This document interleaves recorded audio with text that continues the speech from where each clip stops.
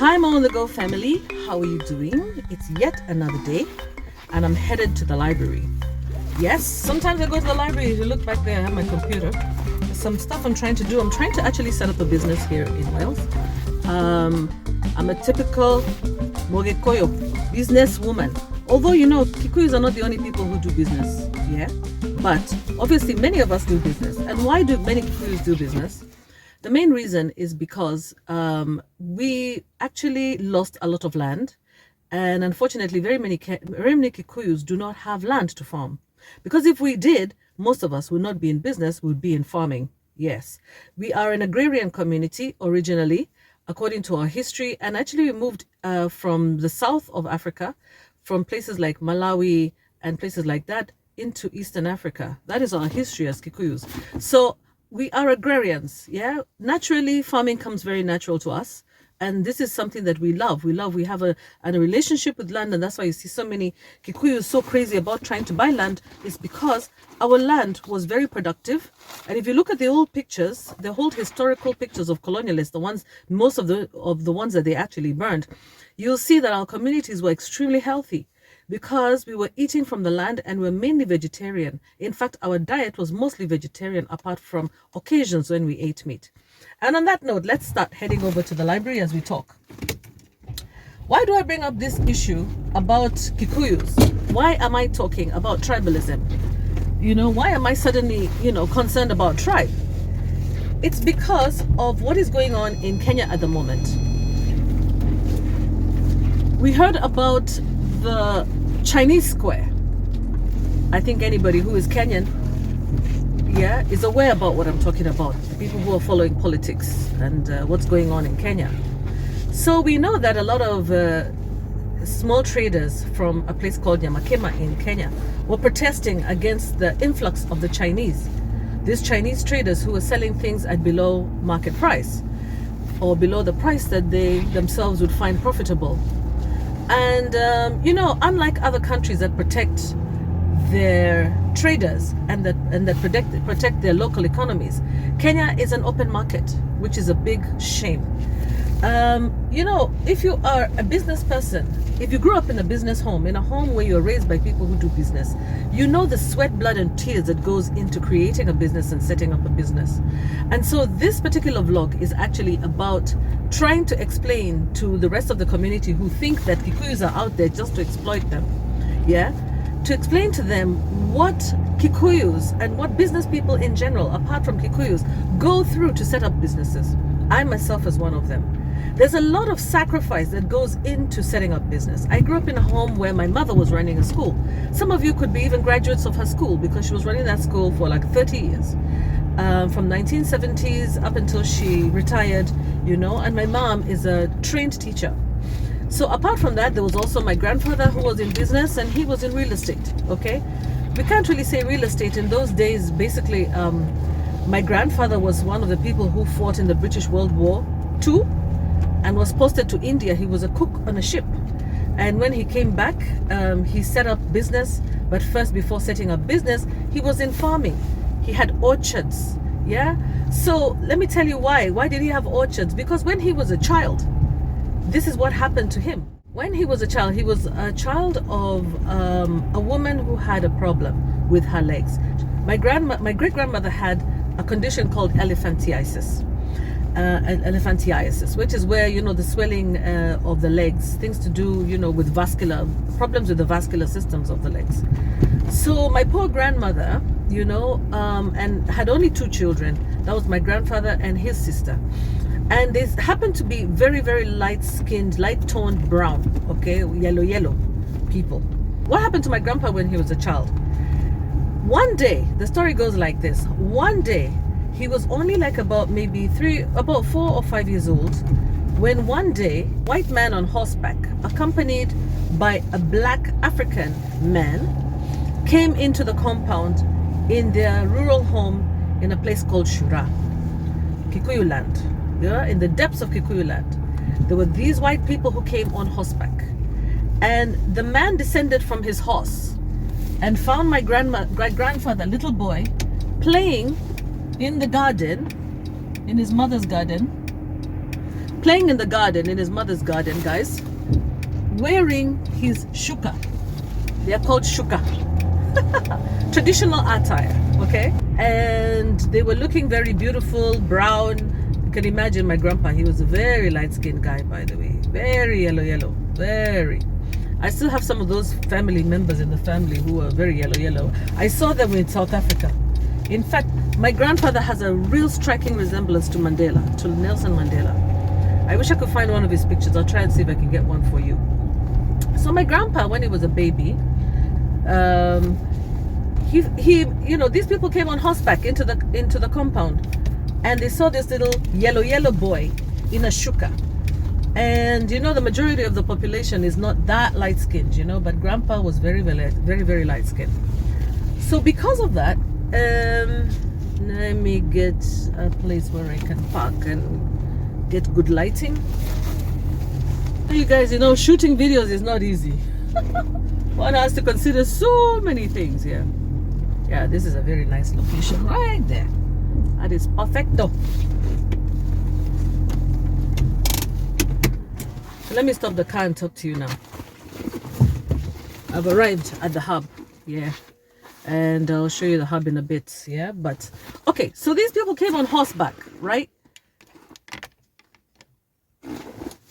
Into the compound comes this white man on horseback and accompanied by a fellow black person, you know, one of these sellouts. Yeah, we call them home guards. So a home guard and a white man on horseback find my grandfather playing in the garden and my grandmother seated in, you know, just outside the house there. So off he jumps off the horseback onto the ground and calls the little boy, takes a string, and he comes with some tar, okay, a string and a peg, and he starts to demarcate the land, my grandmother's land. And what happened is that he called the little boy and told him to hold one side of the string. So my poor grandfather participated in the demarcation of his land to be taken over by the colonial white people when he was only a baby. So you guys, what happened is the poor boy, yeah, he was told to mark, okay, little boy, hold the string from this side to this side, hold the string, yeah. So they demarcated and they measured the plot. After that, he was instructed by this white man to go and tell his mother that from now on, that land belongs to him, and they are to now be moved to a settlement community. And before he left, he performed the most atrocious act of criminality and cruelty on my grandfather. He took that paintbrush that had tar on it, lifted up his clothes, took the black tar and painted his legs, up from his butt to his legs, all the way down to his ankles, and said, you know what? You're too brown. You're too brown. You know, you're a black person. Why are you this color? And he painted him black with the tar. So basically what he did is that he burnt my grandfather's skin. Yeah, my grandfather was a little baby, went crying and screaming. And the story was that the women in the village took forever, took everything, took whatever stones and grass and whatever they could take, some rough material to try to get that tar off my grandpa. So my poor little grandpa, when he was a little tiny child, suffered burns from the tar. And we never saw it, of course, you know, growing up. But that was the story. And so, you know, our people, our Kikuyu people have come from a place of great trauma. I hope you guys understand this. The rest of you who are Kenyans, of course, you appreciate and you understand, yeah, what Kikuyus have gone through. And because of this, the stories that we are told, we also have a resolve to try to improve our lot. Many Kikuyus, okay, participated in the building of the roads, in the building of the road, like, for example, from the airport road, yeah? People would work from morning to sunset. And when they die, they would be forced to continue digging and cover those people in the grave. Some of them would be taken and thrown into lorries when they die and collapse, and then they're put into mass graves. So you guys need to understand that there's a very deep history of the Kikuyus. Nobody should be attacking Kikuyus right now, because Kikuyus are only trying to recover. The children of the Mau Mau, the children of the Kikuyu, have never been compensated. They have never been compensated their land, right? We have never been compensated our land. So most of us are landless. Most of us have to buy land. And that's the reason why you see this attachment of Kikuyus with land, because we have it in our DNA that we are actually agrarian community. Now, let's get back to business and the Nyamakema and what's going on with the Chinese square. There is no excuse whatsoever for exploitation of anybody in the world. But you need to realize that majority of these things that Kikuyus sell are not manufactured by Kikuyus. Yeah, let's call them the Kikuyu businesses. And let's not even talk about Kikuyus in general. Let's talk about generally business people, who majority of whom happen to be the Kikuyu community because, first of all, during the Moi era, if you recall, the World Bank and the Bretton Woods institutions enforced the structural adjustment programs on Kenya, and Moi decided no longer to rely on them for any financial aid.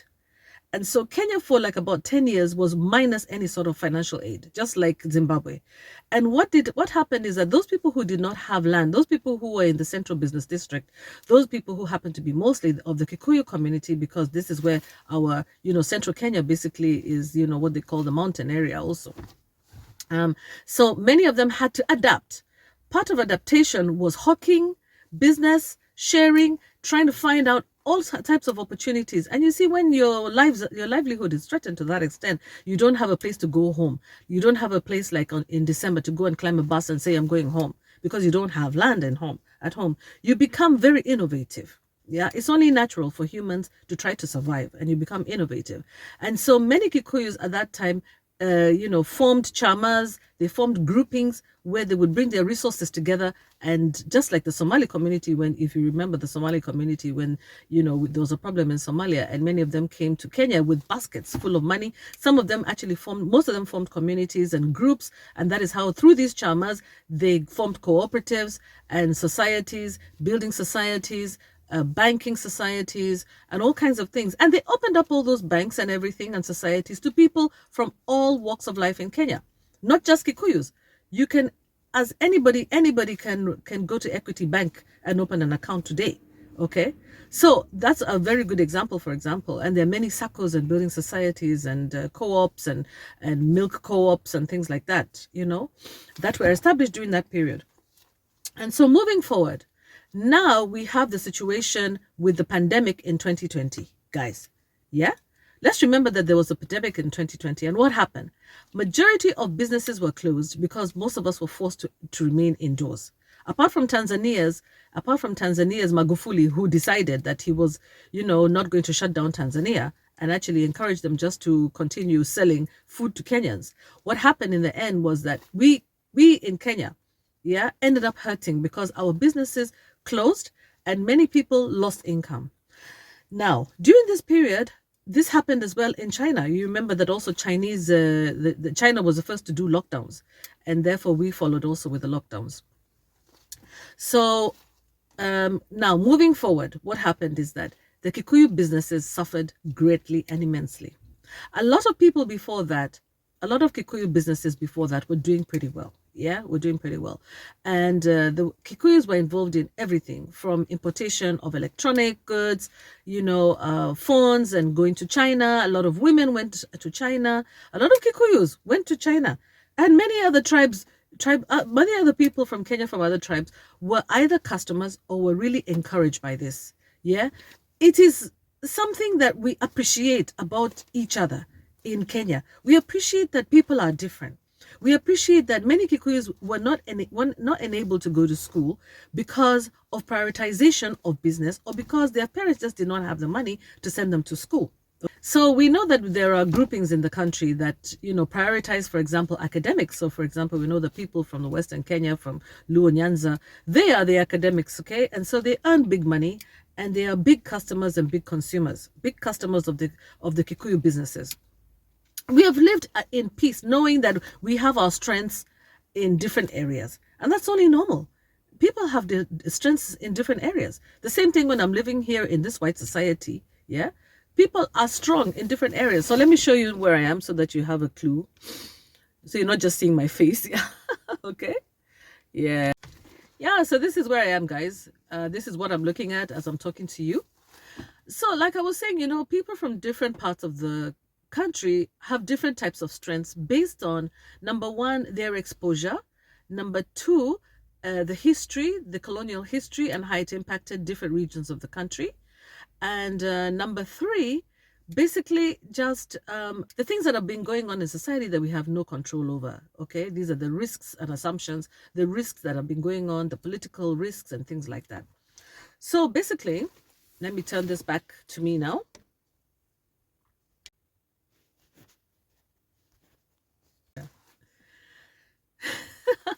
Yeah, guys, I'm really passionate about this subject. I don't even know, I'm all over the place, but I hope that you're catching me. Yeah. So it's very painful when I hear political analysts, and when I read comments so anti-Kikuyu, knowing very well that Kikuyu businesses and Kikuyu business people are the least tribalistic of anybody in Kenya, because we understand. Kikuyu businesses understand very clearly. Kikuyu businesses and Kikuyu businessmen and businesswomen value their customer base so much, like so much. There was a time that when my mom was running her school, we actually felt like we were just being ignored. Like, I mean, she liked her children more than she liked us. Yeah. And her kids were from all walks of life, from all tribes. And she loved them so much, to the point where, like, hi, don't you know that you have children here? She loved her kids. She loved her business so much. She would wake up in the morning, my mom. By 5 o'clock, both of them, mom and dad, are both awake. By 5:30, we're out of the house. Literally by 5:45, we're in the car, okay, going to work. They're in school every day, latest 6:30, 7 o'clock. And in the evening, they're back.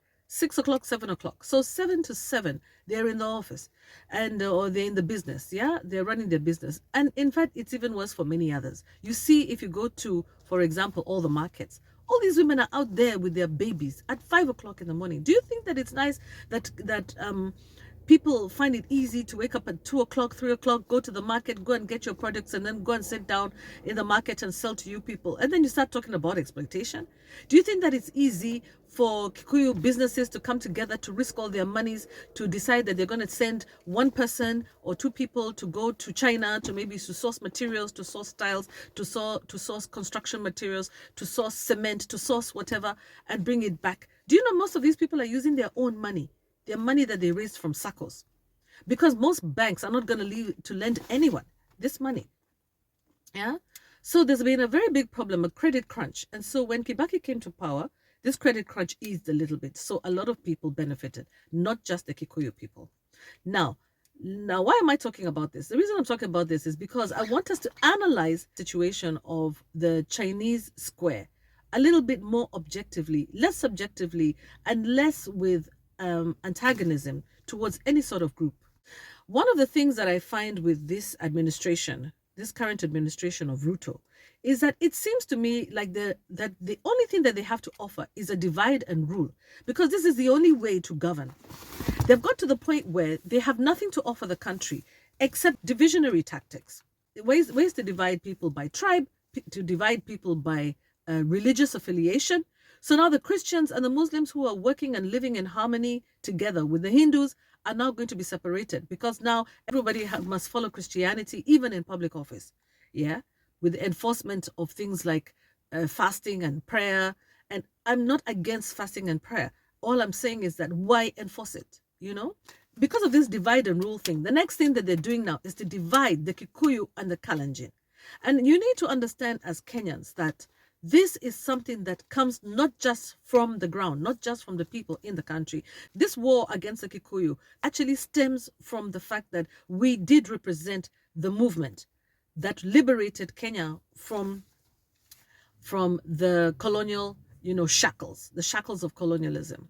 And it was not just Kikuyus, by the way. There were plenty of people from the Luo community. So the Kikuyu and the Luo community, okay, have definitely taken the brunt of all of this.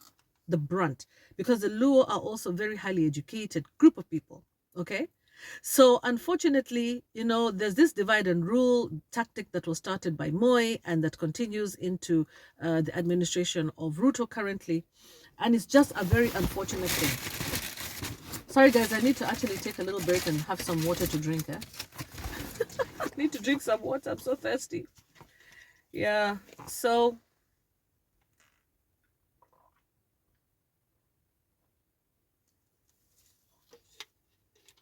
they say when you eat, leave some room for some water. Yeah, I just feel so thirsty. So guys, we need to understand that Kikuyus are not there to exploit anybody. Kikuyus are there to try to make it possible for people to afford what it is that they are selling. If you recall, during the days of Moi, the people who were benefiting the most were the Asian community. If you went to Biashara Street, you go down the city center, you go to Kisumu and everywhere else, Asians were the ones who were in manufacturing and stuff. And I do remember growing up in my day and seeing people walking on the street with torn clothes because they could not afford new clothes that were being manufactured by the Indians and by the Asian community. Okay, I remember seeing people walking around with torn shoes with holes. You know, we used to make fun of people with their potato socks, even in school. They have, kirakas. Kiraka was normal. You know, that everybody was sewing their pants, everyone was sewing their trousers, everyone was, fixing, mending. Shoe menders were doing really well back in the day. But when the Kikuyu businessman came on board, what happened? Yeah, now we had access to clothing, secondhand clothing, yeah, because of Kibaki and the rest of them. Secondhand clothing was available. Now people no longer had to, wear torn clothes anymore. A lot of Kikuyus went into that business, made it a very, very affordable to buy clothes. You can buy clothes for 50 bob. Yeah, 50, 50, 50, 50. And then also transportation became easier. I do remember, going into cramped buses. Now there are so many matatus. And it's not just the Kikuyu, by the way. It's also the Kisi community also, who are also pressed for land in their own community, who are also very much involved in business. Yeah. And they're the ones involved in the transportation sector, mostly in Kenya. And we know that. Yeah. So all I can say is that as Kenyans, please, let's stop playing into this divide and rule tactic of the administration of Ruto and his 40 thieves. Yeah, he called 40 pastors, and those 40 pastors have been quiet. They have been quiet as they just watch Kenyans suffer and go hungry. They're just quiet. So I call them complete thieves. Yeah, Alibaba and the 40 thieves. That's what they are. They're just, all they are is bandits. Yeah, Alibaba and the 40 bandits. That's what it is. Yeah. So we are all one people, Kenyans. We are all one people. Kikuyus are suffering just as much as anybody else. And if Kikuyus go to the streets to fight, just know that they're fighting for your rights as well. There's no need to attack and antagonize and complain about Kikuyus selling things at high rates to you. Do you know what the Chinese government has invested? How much the Chinese government has invested in their SME sector since the pandemic? China is interested in domination, in world domination. The two top things that they invest in their country is education, energy, and SMEs, okay, businesses. How much do we invest in our businesses? In China, a small business person can get grants. They can get interest-free loans from the government. They get support from the government in terms of helping them to find new markets for their products. They get support with their energy, if they're into manufacturing. Yeah. So, excuse me, these are the same people who are coming to our countries to sell us. First of all, they're selling things, they're manufacturing, they're the manufacturer, they're the wholesaler, and now they're the retailer. And you people, you blacks, yeah, we blacks will fight each other. We'll fight the community of the Kikuyu. Tell the Chinese to come and set up shop in different parts of the country. Do you know we are fools, guys? This is now the way that I realize that we are really daft, really stupid. Yeah, we're stupid as Kenyans. Kabisa stupid as blacks. If we actually think that we can encourage the Chinese to come into our country to sell us TVs at half price. Isn't it better for you to go without a TV and to still keep your dignity? Yeah? If you can't afford the 70,000 TV, why don't you just buy a cheap TV? Why don't you buy a second-hand TV? What is wrong with us? What is wrong with us? Or why don't you just get up yourself and go to China and buy a TV? First of all, do you know the import duties that are imposed on businesses that are trying to import in Kenya? Do you know that if you want to bring in cars into the country and you want to sell them in Mombasa, or if you have stuff that you want to sell in Mombasa, you had to pay duties for the trade, yeah? Even if you're going to sell your products in Mombasa. There are businesses even being run by Mombasa people, Arabic people in Mombasa there. And they were complaining that unfortunately now they can no longer sell things cheap for us in Mombasa because they have to pay all these duties for things. Things have to first of all go to Nakuru, or is it Naivasha, before they come back to Mombasa. All of that just a way to, kula taxes. So you guys need to understand that Kikuyus are not the problem. We are not the problem. We cannot turn on each other. We have to focus on the leaders. They are the problem. They are the problem. Yeah. They have the opportunity to run the country. If they can't run the country, they should just resign. And that's it. The best thing to do is say, I can't. Nimelemewa. I can't do it. Yeah. Because running the country is not easy. Okay, guys. I think that's all I have to say. Don't blame the Kikuyus. It's not about Kikuyu superiority or inferiority. Kikuyus are survivors. Kikuyus are hustlers. Kikuyus are the ones who are waiting and hoping for the Ruto administration to do something and improve their lives. Yes. And the Kikuyu business is the one that has helped you also to come up. Kikuyu business is the one that is actually supporting you to do your work, to do your business, to dress well, to dress your children, to afford school fees, to afford this. Guys, we cannot turn on each other. This is the most stupid thing. The most stupid thing. All those comments that I'm seeing about Ati Kikuyu businessmen, Ati encouraging Chinese to come and set up shop. I just know that we have a slave mentality. That's just sickening. Absolutely sickening. I cannot be in this country of the UK, yeah, watching that kind of thing because it's just too painful. So please, let's stop this narrative. Stop this narrative. It's not about Kikuyus. It's about the administration. Let's talk about them. They just legalize the LGBTQ agenda. Our president, our Kenyan president's wife, okay, was shown being dissed by the American president's wife. She couldn't even greet her. She couldn't even hold her hand. She couldn't even, actually she's greeting you and then it's intercepted by her bodyguard. Intercepted by the first lady of America's bodyguard. Yes. Wanatuonyesha, hatuko level moja, na hamko level moja, you have not graduated to that level. Yeah? All you do, you're just being used to, the Ruto administration is just being used to oppress the people of Kenya. And if you want to be used like that, then you just have to just reap what you sow. Yes. And you shall reap what you sow. Because God is not mocked. There are people who are praying. There are women who have lost their land. There are widows who have lost their land. Now you want to tax the disabled. Now you want to tax widows. You want to tax the disabled. You want to tax everything. You cannot run a government by tax. You cannot develop a country by taxes. You have to develop a country by manufacturing and through agriculture and through production. We have to be productive. You have to create a situation where people are productive, where you cannot stop education. Education is important. China is elevating education while Kenya is de-elevating education. The Chinese are trying their best to make sure that they have an educated public. And here we are killing our education sector. Yeah? We are. Anyway, you cannot say everything in one video. All I can say, everybody, hands on deck. We need to build Kenya, buy Kenya, and forget about elevating other people above our own people. Otherwise, we're entering into a second colonialist regime. And we are the ones who are going to be propagating it through stupid tribal politics and foolish, uninformed statements and reactions to people's videos. Thank you. I'm looking forward to your reactions. And if you have no reactions, too bad. Yeah? That's up to you because I'm going to keep talking about this. Yeah. All right. Thank you very much. I've seen there are new subscribers to my channel. Welcome African Queen Mo channel and also Africa 55. I'm going to put this one on the African 55, by the way, as well. I'm going to post it both on Africa 55 and also on my own channel. Because I think this one is, is relevant to all Africans, by the way. We as Africans need to learn not to turn on each other. When the West oppresses us or the East oppresses us, we need to learn to recognize our enemy, and it's not ourselves.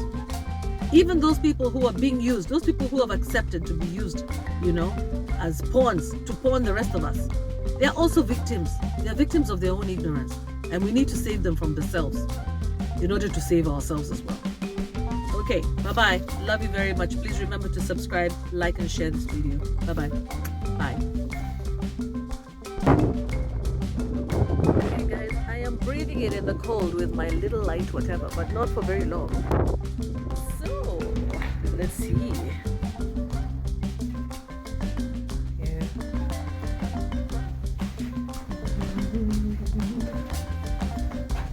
Yeah. Okay guys, I've come to visit the library. Yeah. This is it. It's called The Hub. The Hub. Yeah, it's basically the library.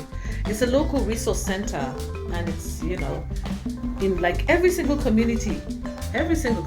So they have information about college, They have information for children, services for parents. You see things like that. Yeah, they have information about services for parents, about where you can get help with food if you're struggling with food, parenting services. Yeah, anything to do with diseases, HIV. What else do they have? They have a lot of information anyway in here. Then you just, let's go in, take a look. They have resources for children. I'm going to try and be quiet a little bit because people, of course, are working here. So you see they have a facility for children here, books for kids. They can come and sit down and learn. Yeah, look at all these books for children, guys. All these books for kids. Toy center. If you have little children, you're staying at home, you don't have to be isolated. You can bring kids here to read books. And then, of course, they have computers. They have, I don't know what this is for. This is where you get your library card and stuff. Self-service machines and water, place for water. The computers, and this is where I'm going to be sitting right here, right? This is where I'm going to be sitting and working. So they're working on my library card. Yeah, so they're working on my library card, and once it's ready. Is it ready? Okay, yeah. Thank you very much. Yeah, thanks. Yeah, so I've got my library card now, guys, so I can use it and I can use the facilities here. And this is what I love about this neighborhood. Yeah. So you guys, this is something that we should do. Like in Africa, we need to do this. We need to actually create centers where people can come and for free, you can use the computer, you can read books and things like that. Because knowledge is power, knowledge is everything. We should not underestimate the importance of education. Yeah? All right. Then you take a photo. This is a photo opportunity right here at the hub. Yeah.